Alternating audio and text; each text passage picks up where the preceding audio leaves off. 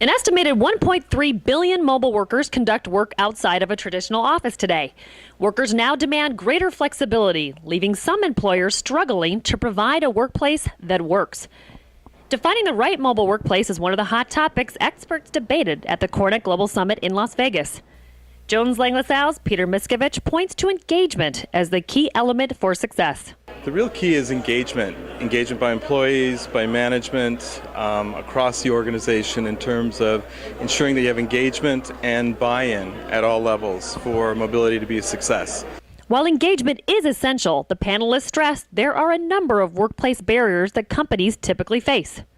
We just don't have the money. I think there's more demand out there. I think this might be a little strange to actually say it this way, but there's more demand out there than we can really afford. The business case doesn't always work.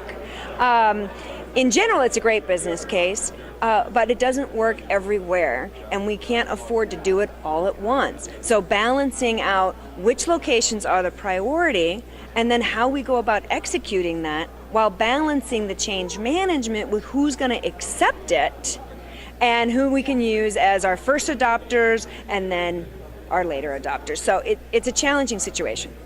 Thinking about a clear set of goals and having those goals synthesized and articulated from the top of the organization through to the bottom of the organization is one way to overcome that and get buy-in before you start to do anything. Getting workplace mobility right can be a challenging proposition for companies whose employees span broad geographies.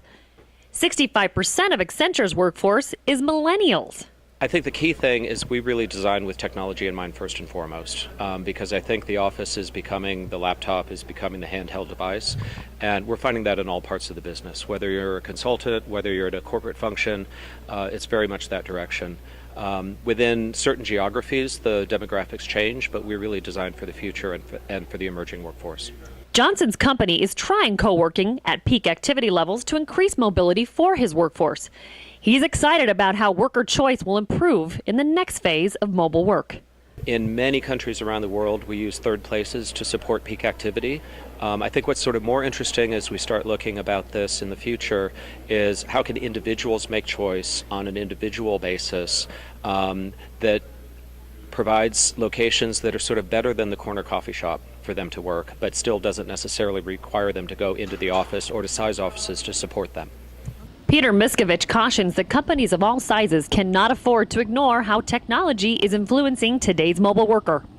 Technology is going to play a huge role. The convergence of technology in the workforce, creating more transparent, fewer locations, more co-working, more flexibility, multimodal, diverse workspace solutions will be the future for the next probably 20 to 30 years.